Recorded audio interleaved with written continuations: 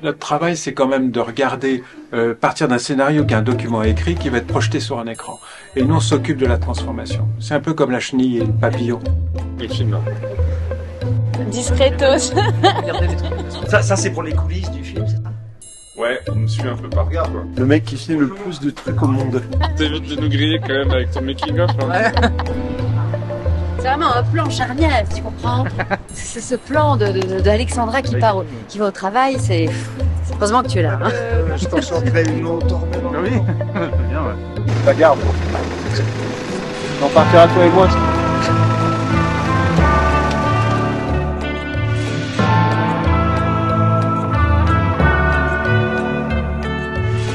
C'est un peu comme une ruche, un tournage, et chacun à sa place. Il y a une forme de hiérarchie, mais c'est surtout que, en fait, on se rend très vite compte qu'on est tous des petites cartes sur un jeu de cartes.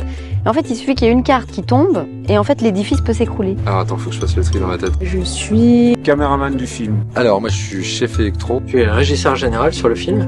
Bon, on travaille autour de la caméra. On fait plusieurs fois le même plan. C'est de la mise en scène de décor. Alors nous, au costume, on habille les comédiens. Je fais les mousses. Moi, je suis runneuse et au transport. Je suis stagiaire son. Il y a beaucoup de choses qui se passent, beaucoup de choses à assimiler. Je suis en coupure de 5 minutes en regardant les nuages et il y a un mec qui arrive avec sa caméra. En plus, ça va être dans le making-of. On va vraiment se dire qu'à la régie, on fout vraiment rien. Par exemple, le métier d'accessoiriste est un métier que je trouve super et que nous, acteurs, on a vraiment le temps d'observer. Mon premier travail, c'est de m'assurer que le décor à l'image soit toujours bien, toujours raccord, toujours joli, et que les comédiens qui se déplacent à l'intérieur, tout ce qu'ils font, tout ce qu'ils manipulent, racontent correctement le film, la narration du film, ce qu'on veut raconter, que eux, ils puissent le faire à l'infini et de la meilleure des manières. C'est de la mise en scène de décor. Là, on va préparer une fin de petit-déj. Comme s'ils avaient fini leur petit-déj. On va placer tous les éléments de vie propres à cette scène. D'accord. Vous allez prendre un petit-déj et vous allez pas le finir? Bah, on va voir, on sait pas encore s'ils vont le consommer ou pas. On part sur une fin, donc on va mettre des miettes, des céréales, de la confiture. Et souvent, ça va jusqu'aux choses un peu marrantes et à part, qui peuvent être les effets ou les trucs et astuces. Par exemple, la pluie, alors selon les volumes, on va avoir des équipes SFX qui viennent, ou sinon, nous, on peut le faire nous, tu vois, sur une voiture, des fenêtres ou des choses comme ça, selon le matériel qu'on a, un accessoiriste à l'autre. Mais après, il y a des trucs et astuces, par exemple, l'eau, si on la mélange avec de la glycérine, qui est un produit de machine à fumer, ou bien... Enfin, c'est un produit qu'on peut même trouver en pharmacie. Quand on le mélange avec de l'eau, ça va permettre, selon le dosage, de fixer les gouttes sur les vitres et de donner l'illusion qu'il pleut indéfiniment, enfin que les gouttes sont là et tiennent. Si on a des projets quoi qu'est-ce, ben en fait ça ne séchera pas et elles resteront, elles tiendront. On aura toujours l'impression que la voiture est mouillée ou que la fenêtre est mouillée.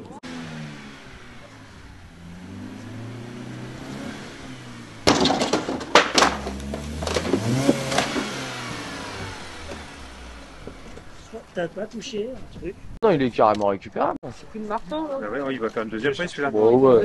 Peut-être la voiture va avoir plus de vent. Soit on a un décalage, on peut faire les deux, tu vois, les deux pans. Voilà. Pampan. Ça fait pampan ou pan? Non. Bonjour. Profitez-en, c'est bientôt fini. Georges Cloonest. On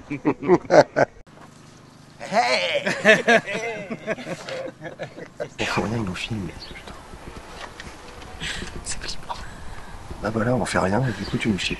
Je suis 3e assistante déco et mon rôle dans le film, c'est d'assister absolument toute l'équipe déco, que ce soit la peinture qui était là à la prépa, la construction, acheter des matériaux, les achats d'ensemblage, aide à l'accessoirie aussi, dès qu'il y a des besoins un peu urgents et tout. En général, c'est moi qu'on appelle quand le Régidex n'est pas dispo. Voilà, aider les chefs déco aussi à l'ensemble esthétique du film, faire des propositions, pas mal de déménagements et de voitures. Ouais. Donc je lui mets la note de 3 sur 10. La déco aurait pu être un petit peu mieux. Là c'est Fred et Fred qu'il faut... Ouais, mais la déco, je te parlais de du sketch, non pas de la vraie déco. La vraie déco marche très bien, je rigole. Pour le coup de couteau. On fait de la pub, voilà. C'est quoi le coup de couteau? Tu sais, la main. Ah oui. Comme ça, et comme ça, on change. Et ça se ferait sur un journal, hein? Ouais, c'est genre le journal il est plié, tu vois, sur la petite table basse, comme ça, je sais pas, faut trouver une solution. Truc sympa, on va voir notre accessoiriste va faire ça. Bah, j'essaie d'expliquer ce que... J'arrive pas à le plier, mais... C'est quand cette scène? Là, maintenant. Non. Si. Où ça? Dans le... Dans le... Dans l'ordre. Dans la chambre? Mais non. Comment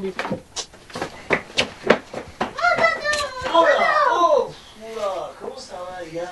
Ça va super, merci bien. Ouais, vous avez bien dormi? Et toi? Ouais, ça va, j'ai bien dormi. Alors, hein, c'est à l'école, là. Vous travaillez bien, hein, c'est important. Il est midi, il rentre de l'école, là. C'est dans les petits détails. Voilà, hier, j'avais des sacs en papier à la main. Et ben l'accessoiriste, en fait, il avait son petit spray avec de l'eau et il vaporisait les sacs pour que le son ne soit pas emmerdé par les bruits de sacs en papier. Ah, tu filmes là? Ouais. Mon métier, c'est d'enregistrer les dialogues et les sons divers qu'il y a pendant qu'on tourne.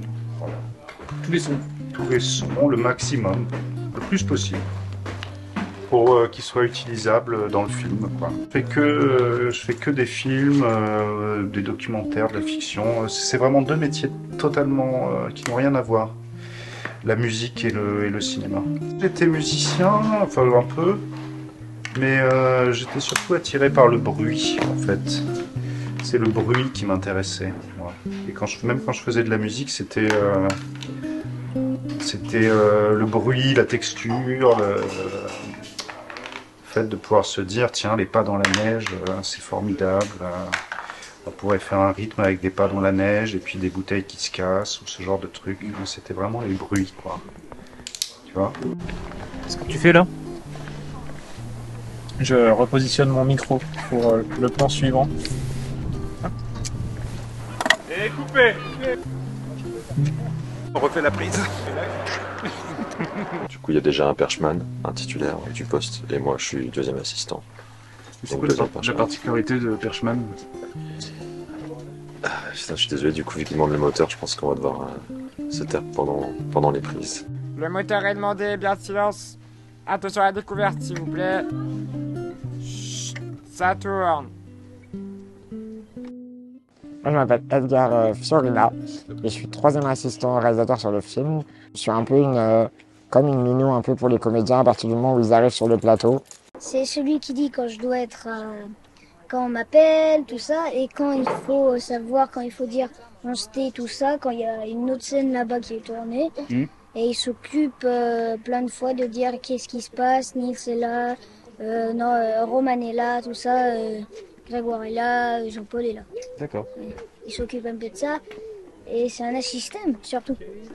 L'assistant numéro 3. Ça? C'est ça? Ça, ouais. J'ai tout retenu, je suis trop fort. Merci Nils. De rien. Et puis on a aussi des tâches du coup pendant la journée où on va aider la technique à faire du silence autour du plateau pour que au son on n'entende rien. Chut, ça tourne.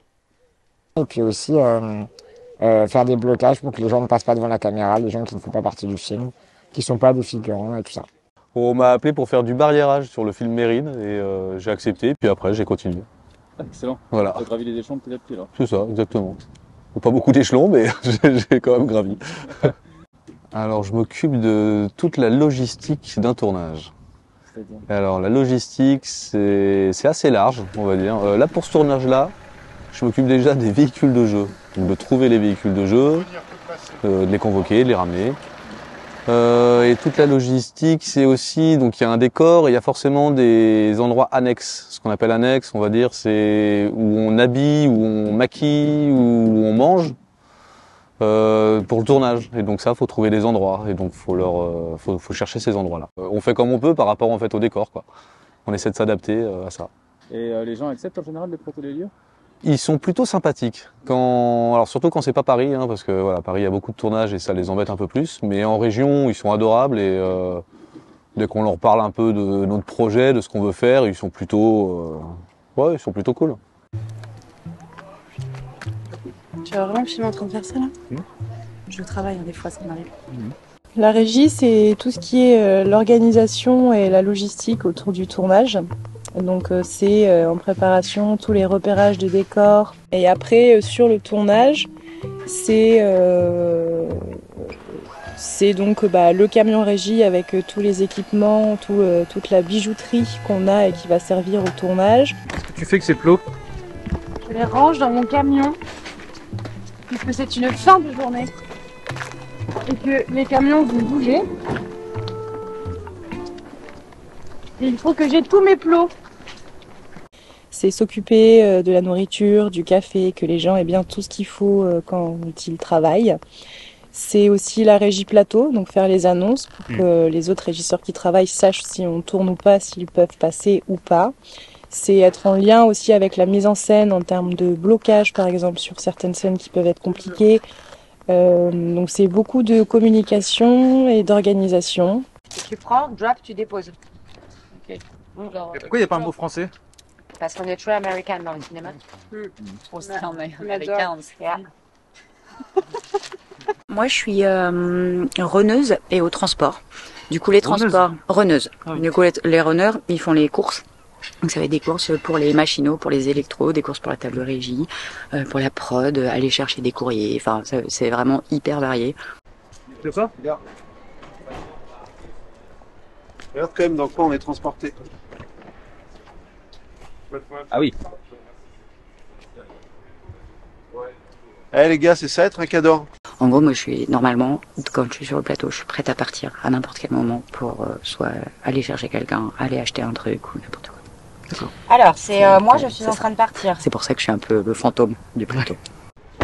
Mais malheureusement, ça dure pas longtemps. Alors, il y a des tournages où peut-être que certains secteurs sont peut-être plus cloisonnés. Mais le HMC, par exemple, habillage, maquillage, coiffure, est un secteur qui est vraiment le secteur qui est proche des acteurs, puisque c'est eux qui nous habillent, qui nous maquillent, qui nous coiffent. Donc c'est un rapport qui est en réalité extrêmement intime. Parce que quand vous arrivez le matin, vous avez toutes vos pensées, tous vos soucis, ou tous vos bonheurs, tous vos états d'âme. Et puis en fait, la première personne qui vous regarde, qui vous touche, c'est la maquilleuse ou le maquilleur, la coiffeuse. Il y a du boulot là. Il y a du taf. Là, il y a du taf. C'est quoi, c'est des raccords là? Ouais. Des petits raccords. Petit raccord. Oh là là, oh là là. C'est pas possible. Quoi? Ah, t'as des taches. Je me suis taché? Non, mais tu sais, c'est la poussière, tu sais. Tu vas engueuler. Et puis l'habillage aussi, ça renvoie à des choses de vulnérabilité. Donc c'est vraiment un travail où l'affect finalement a quand même une place importante. Alors nous, au costume, on habille les comédiens. On les habille en fonction d'un scénario, d'une histoire, d'une saison, d'une psychologie, tout ça.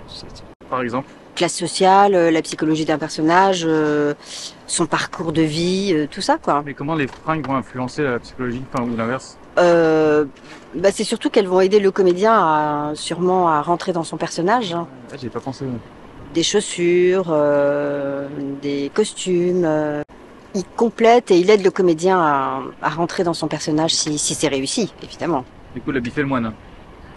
Dans ce cas précis, l'habit devrait faire le moine. Voilà. Ouais, je suis de confession catholique quand même au départ. Ah bah ça va. Bon, allez, je vais travailler un petit peu. Après, peut-être je t'en chanterai une autre. Tu es mon berger au Seigneur, par exemple. Ah bah par exemple. Là où tu me conduis, machin, etc. Moi, à la base, j'étais à la déco. Je suis restée 3 jours à la déco et puis on m'a envoyé au costume parce que Marie-Jo avait besoin d'aide. D'accord. Et voilà là quoi. Ça se passe bien? Ah ouais, super. Est-ce que c'est la première fois que tu bosses sur un film? Ouais, premier tournage. Et qu'est-ce que tu retiens du coup du premier tournage? Que c'est assez intense, qu'il y a beaucoup de choses qui se passent, beaucoup de choses à assimiler et puis voilà, c'est beaucoup de boulot. Un travail d'équipe, quelque chose d'assez voilà, on fait tout ça ensemble en fait et on se rend compte assez vite que chacun a son rôle et chacun a son rôle à jouer, il est pas minime en fait. Donc voilà, c'est ce que je retiens. Et concrètement, du coup, si tu devais expliquer très simplement à quelqu'un qui n'y connaît rien? Eh ben, la machinerie, c'est d'abord sécuriser le plateau, déplacer la caméra et prendre soin, être vigilant pour l'équipe. Je fais des mousses pour asseoir les gens.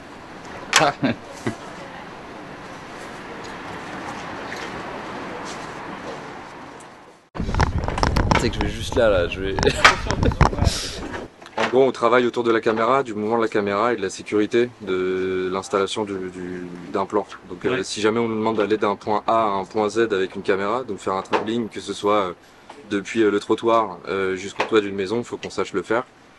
Et donc on a plein d'outils qui nous permettent de faire ça. Quelqu'un qui connaît rien, je veux dire que je suis le caméraman du film, tout simplement, voilà. Et que je m'occupe en plus de gérer en gros l'image avec une équipe formidable. Et donc je suis un peu chef d'équipe de l'image, mais je suis aussi je suis surtout le bras droit du réalisateur. On va voir la mécanique de notre situation. Oui, j'entends bien. Sauf si... J'entends bien que là, le plan large ici, c'est chaud. Ah, d'en haut? Tu vois, genre... Oui, mais on va voir qu'il y a un seul container, tu vois, Le 7, c'est comme ça, voilà, après avoir tapé. Ouais. 8, il grimpe. 8, il grimpe, donc il va jusqu'à Jean-Paul, d'accord. 9, c'est le travelling avant. Okay. Et 10, c'est le plan à l'intérieur. Peut-être que j'intervertirai 9 et 10, mais de toute façon, ça c'est la comédie. Puis après, on fait vite le 2 qui est là, d'accord. L'histoire, elle est universelle, c'est-à-dire que tu as un frangin que t'aimes, mais qui peut parfois te casser les noix. Et alors tu passes par des phases où tu as envie de le voir, et puis tu as d'autres phases où tu as surtout pas envie de le voir et tu aimerais bien qu'il s'en aille. Il débarque à des moments où tu n'as pas forcément envie de le voir, et c'est ce qui est dans le film, c'est-à-dire que Christian débarque à un moment donné où tu n'as pas vraiment besoin qu'il soit là, et puis finalement, bizarrement, c'est pas plus mal qu'il soit là, parce qu'il va peut-être te filer un coup de main, et puis non, et puis oui, et puis c'est l'histoire de deux frangins qui se retrouvent. Et l'amour fraternel finit par l'emporter quoi sur les problèmes. Et ils resteront frangins quoi qu'il arrive quoi, quels que soient les emmerdes et les problèmes. Vous avez vu des rushs un peu déjà? Ouais, j'ai vu. Ah, c'est magnifique. Ouais, Julien, il assure grave. Ah ouais, c'est vraiment super. Le choix qu'ils ont eu avec de prendre Jean-Paul Rouve pour faire mon frère. Ouais. Parce que de temps en temps, je sens bien qu'il y a quelque chose. Quoi. Ouais, bah oui, non, c'est pas Ouais, mais il y a vraiment un truc. C'est-à-dire que j'ai vu des séquences où, dans le regard, dans sa position, ce qu'il fait, t'as l'impression de retrouver son frangin, quoi. Mais tu disais inséminateur? Ouais. C'est ouvert. En fait, tu vois ce que c'est? Inséminateur, tu as une sorte de gant plastique comme ça. Et tu mets ta main et puis ton bras au fond du cul de la vache. Moi, j'ai fait ça 1 an, à peu près 1 an. Quand je regarde Jean-Paul dans ses yeux, je vois l'œil qui frise et ça me fait fondre en fait, pour de vrai. Donc je suis vite prise en fait. Tu révises? Ouais. Je fais les heures pour demain. Ah. Les heures de convoque pour les comédiens. D'accord. C'est toi qui décides à quelle heure ils se lèvent? C'est un peu ça, ouais. Un sacré pouvoir. C'est ça. Là, j'ai décidé de laisser Marie dormir pas mal quand même. Ah, et de la maquiller pendant la pause déj. Donc je ne mangerai pas. On doit faire en sorte que ça rentre les journées. Et puis tout d'un coup, on va se rendre compte qu'on a dit, tiens, cette séquence-là, on va la faire en 3 heures, et puis on va la faire en 4 heures. Mais ça vaut le coup de passer 4 heures là-dessus, puis on dit, on va gagner du temps sur les autres qui sont peut-être moins importantes. Puis parfois, on dépasse aussi. Ben voilà, c'est la vie. Mais on est comme des gosses, on joue avec des gros camions, tout ça. Vous pouvez venir tous les jours. Donc du coup, tu influes aussi sur les feuilles de service les feuilles de service sont rédigées en fonction du plan de travail qu'on a fait pendant la préparation. C'est simplement un document qui va dire à tout le monde à quelle heure il se lève, à quelle heure il se brosse les dents, à quelle heure il tourne telle séquence, à quelle heure il déjeune et à quelle heure il rentre chez eux. Voilà. Et toi, c'est le plan de travail que tu fais? Oui, le plan de travail, voilà. Le plan de travail, c'est donc, une fois qu'on a lu le scénario, on dit, ben voilà, il y a toutes ces séquences qui se passent, par exemple, dans la maison dans laquelle nous sommes maintenant, la maison Antoine, donc on va on va réunir toutes ces séquences-là, et puis on va essayer de garder une certaine chronologie, puisque c'est quand même plus facile de tourner la chronologie si on a l'esprit d'escalier. Elle peut très bien être en chemise de la journée. Non, Bah, c'est plus logique. Je suis, en gros, un peu responsable de toute la continuité et la cohérence du film, sachant qu'on tourne dans le désordre pour des raisons économiques beaucoup.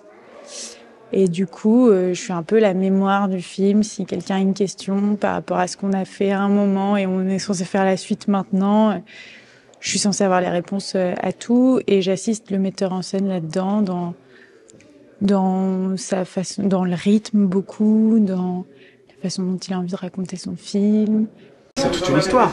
Oui, c'est ça. Tu sais, ça ne sauvegardait jamais. On parle de Switch. Oui. Okay. Par exemple, si je te filme maintenant, avec ton pull bleu foncé, etc., et que dans 3 semaines, je filme ta sortie de l'église, et que tu es plutôt heureux parce qu'on a fait une communion et que tu es très touché, je vais le rappeler au réalisateur, je vais dire à la maquilleuse, tiens, peut-être il a été un peu ému, donc on peut peut-être jouer un peu un truc sur ses yeux. Bah, là, c'est pour donner un petit côté d'ébriété supplémentaire. C'est intéressant. Ouais, donc là, c'est en train de me défoncer les yeux. Hein. Mais ça va. Hein. C'est un stick mantelé? Ouais, c'est un petit stick. Généralement, on l'utilise pour, tu sais, faire monter les larmes. Ouais. Mais là, du coup, je voulais un petit effet mais là, ça brillant. Ça s'apaise. Mais du coup, l'effet brillant va rester un tout petit peu. Très bien. Parce que ça dilate un peu les vaisseaux et tout. C'est vachement d'amour. Bon, allez. Ouais. Je vais garder ça pour toi. Très bien. Du coup, c'est bien. Ouais. Il n'y a que du faux dans le cinéma. Ouais. C'est ce que je suis en train d'apprendre. Moi, je travaille plus en évolution des émotions. Plus que, tu sais, quelque chose qui se voit. Voilà. Donc, oui, mais c'est ça, c'est l'idée. Mais concrètement, du coup. Concrètement. Quoi te dire concrètement? C'est quoi les raccords? Il faut suivre une continuité parce qu'on fait plusieurs fois le même plan, plusieurs fois dans plein d'axes différents. Donc en fait, il faut être en continuité avec tous les axes. La mèche ici, il faut qu'elle soit toujours là. Oui. Donc c'est toujours un peu une galère. Pas plus de brillance sur un plan que sur un autre. Tu vois, sur un axe que sur un autre. Faut garder une continuité de peau, une brillance de peau. C'est qu'il faut, il faut que, par exemple, si une séquence, la ligne dure 1 minute dans le film, nous on prend peut-être 2 heures pour la tourner dans la journée et que le soleil il va faire un voyage pendant ces 2 heures. Donc il faut l'imaginer et savoir qu'on va le contrôler plus ou moins pendant ces 2 heures pour garder le même effet pendant toute la séquence. Du coup, le maquillage, c'est un peu pareil, c'est de faire durer. C'est exactement pareil. Si on est dans un décor naturel comme là, avec une maison où il y a de l'arrivée de soleil qui peut arriver à tout moment, c'est déjà de contrôler ce soleil et après soit de rajouter des projecteurs pour faire les effets qu'on veut, tout en peut-être en gardant un peu le soleil à des moments ou en le coupant complètement ou en rajoutant un peu des effets solaires avec des projecteurs. Donc voilà, après on joue avec du blanc, du noir aussi dedans, avec des plus petits projecteurs à LED aussi pour adoucir après sur les comédiens. Et donc voilà, après de nuit par contre on rééclaire complètement, on a plein de types de projecteurs différents en fonction des installations et des décors, mais Du coup c'est de garder la même lumière dans le temps, c'est ça? Oui. Chacun a sa place, chacun a sa fonction, et c'est ce qui fait que c'est génial, quoi. C'est vraiment un métier de... Il y a quand même vraiment cette idée de troupe.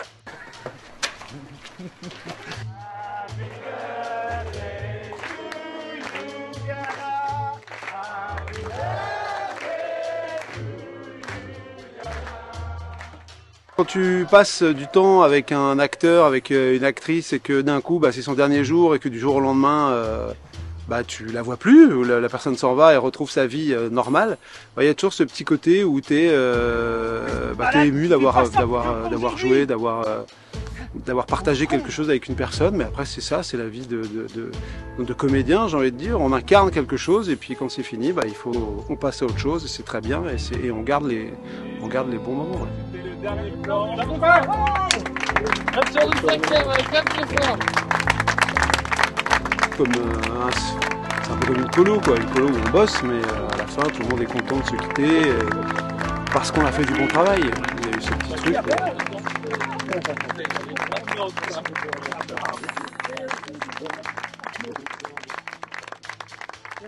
On vous emmène devant le CGR. Rennes, elle est au bout du rôle. Au fur et à mesure, vous partez. Bout du roule. On va boire. Oui. C'est que j'ai fait tout. Mais je sais, t'es une fouine, toi. Ah, j'ai chaud, bordel. Vas-y, vas-y. Il me dit à la fin que c'est un peu comme une colonie de vacances, vous êtes triste de vous quitter, mais vous avez fait le taf et voilà, c'est bien, et à un moment il faut se quitter. Ouais. Et là vous vous retrouvez. Ouais. C'est quoi du coup? Bon, il y a une alchimie qui se recrée, donc c'est quand même assez agréable. Ouais. Ça, il faudrait le coller, ça. T'as encore du mix ou pas? Il est fini, Après, en vrai... Et moi, j'aurais commencé l'intro de, je vais te dire, j'aurais commencé l'intro de Emile Fujo, là, je sais pas quoi, avant. Mais oui, parce qu'en putain, fait, il l'entend dans la radio. Oui, je suis d'accord. Tu mets un son un peu radio, un peu moins fort. C'est parce qu'il l'entend. C'est comme ça qu'on l'a écrit. Et maintenant, place au Cador. Voici, il faut quand même donner un micro au réalisateur Julien Guetta. Bah oui, quand même. Parce que je voulais vérifier le son, l'image. Et puis après, tu vérifies la première scène, après tu vérifies la deuxième scène, tu vérifies la troisième scène, et puis après, tu restes jusqu'au bout, quoi. Surtout que le film est pas très long, donc du coup... On est embarqué par le film, c'est pour ça qu'au départ, on était debout avec Julien Guetta, on était tout en haut de la salle, on regardait un peu comment les réactions des gens et tout. Et au final, on reste parce qu'on a envie de suivre, et puis les gens réagissent, donc on vit aussi ça tous ensemble. Donc être dans la salle de cinéma, c'est toujours un peu impressionnant, mais c'est aussi agréable quand ça fonctionne. Et là, visiblement, c'était le cas.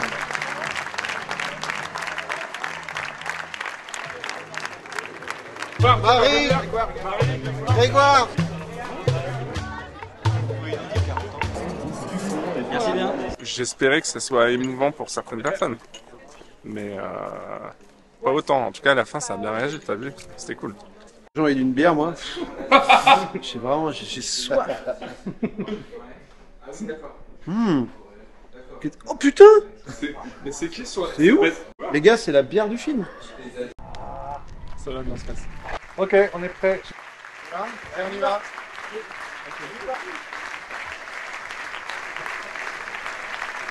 Et je m'attendais pas à avoir autant de monde dans la salle. Est-ce que ça vous a plu? Voilà, parfait. Pour Nicole. J'écris n'importe quoi là. Je fais genre, mais j'écris n'importe quoi. Un sourire. C'est génial de savoir qu'il y a autant de monde pour le film, qui est venu voir le film ce soir. D'autant plus que c'est à Cherbourg, là où on a tourné le film, donc je suis très heureux. Il y a du monde, hein. C'est top, super salle, hein. Et puis j'étais un grand fan d'Erita Mitsuko et je m'étais toujours dit, j'espère un jour réussir à avoir une chanson d'eux dans un film. Et mon pote m'a dit, mais vas-y, eh bien on appelle Catherine Ringer.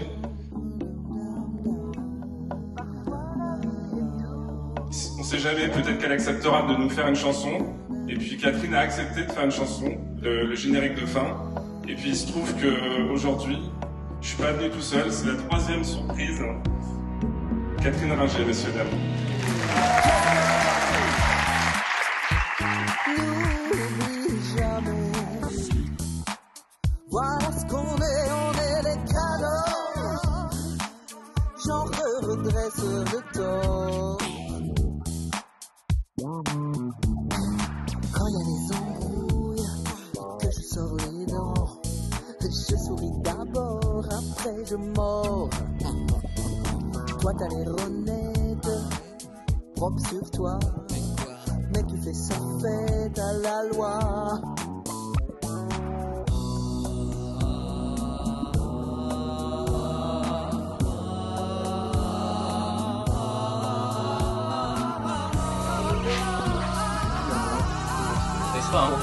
C'est pour toi, c'est cadeau, ça. C'est pour toi. Pas pour moi, parce que ça me défonce, moi. Ça. Tu connais les producteurs qui sont Lolita. Alors là, on les connaît, ah oui, et quand même, ils sont quand même un peu... Et ça explique ces maisons achetées récemment. Ah, ils ont beaucoup le de Haras domaines. surtout. Un Haras en Normandie, une maison dans la région. Ouais. C'est fou, hein. Ouais. Alors qu'on les a connus sans le sou. Sans le sou, exact. Et humble. Oui, ça c'est fini, hein. Ouais. Ça c'est bien fini. Quelqu'un se marre derrière le producteur. Oui, c'est ça, en fait, Maxime Delaunay et Romain Rousseau. Bah, comme tu peux le voir, c'est une ambiance de merde, tout le monde est con. Ouais. Je crois que personne n'est vraiment gentil. Tout le monde parle sur le dos de tout le monde, tout le monde est des enculés, quoi. Enfin, t'as bien cramé, quoi. C'est exactement ça.